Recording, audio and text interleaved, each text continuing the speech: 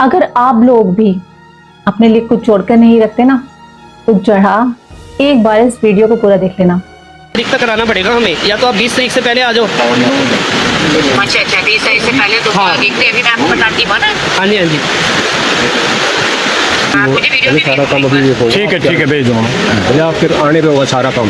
हाँ बाकी तो आप आ लोगे जब होगा ना। ये संस्कार बिल्कुल अभी और कितना टाइम लगेगा, तो हम लोग भी क्या आएंगे और आएंगे सुना के लाएंगे। अभी तो मुझे है ना, मैं पिता को नहीं दे दी। शिवचरण दास जो महाराष्ट्र के एक बहुत बड़े व्यापारी थे, सब कुछ था उनके पास, धन दौलत। उन्होंने अपनी लड़कियों को, 3 लड़कियां थी उनकी, उन्हें बहुत पढ़ाया लिखाया।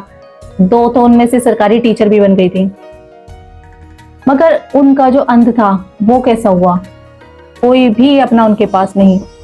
वो एक वृद्धाश्रम में रहते थे और कुछ साल पहले उसी वृद्धाश्रम में उनकी पत्नी का भी देहांत हुआ था और उसी वृद्धाश्रम में वो रहते थे और उनका स्वर्गवास हो गया। मगर उनके अंतिम समय में उनकी 3 लड़कियों में से कोई भी वहां उपस्थित नहीं थी, कोई भी नहीं आई। मैं ये नहीं कहती कि हमें अपने बच्चों के लिए, अपने परिवार के लिए नहीं करना चाहिए, सबका फर्ज होता है और सब करते हैं, और जितना ज्यादा हो सकता है उतना करते हैं।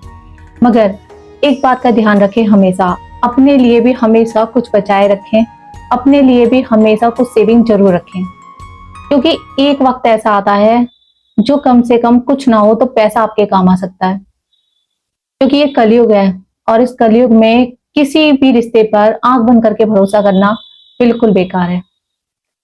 तो ध्यान रखिए, अगर आप भी बहुत जोड़ते हैं भविष्य के लिए, अपनों के लिए, तो उसमें से कुछ हिस्सा हमेशा अपने भविष्य के लिए, अपने फ्यूचर के लिए हमेशा बचा कर रखें। क्योंकि जिस वक्त आप अकेले हो, कम से कम वो आपका जुड़ा हुआ पैसा, आपकी जुड़ी हुई दौलत आपके काम आ सके। क्या कभी सुना है कि किसी माँ बाप ने किसी बच्चे को छोड़ दिया? क्यों हमेशा यही सुनने में आता है कि बच्चों ने माँ बाप को छोड़ दिया, बच्चों ने माँ बाप को वृद्धाश्रम में डाल दिया। कभी माँ बाप अपने बच्चों को अनाथ आश्रम में डालते हैं? नहीं ना। तो ये कैसे दूर की तरफ जनरेशन जा रही है। जो माँ बाप पढ़ाते हैं, लिखाते हैं, कामयाब बनाते हैं, उन्हीं को एक दिन अकेला रहना पड़ता है। और भाई बता दूं, ऐसी संतानों के लिए कि काया माया सब यही रह जानी है, साथ जाने तो सिर्फ कर्म साथ जाने।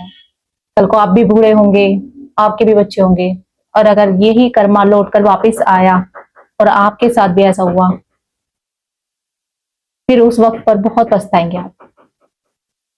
और अंत में एक छोटी सी बात कहूंगी, चेहरे पर मुस्कान, दिल में हिसाब रखते हैं लोग, अब रिश्ते भी मतलब के साथ रखते हैं।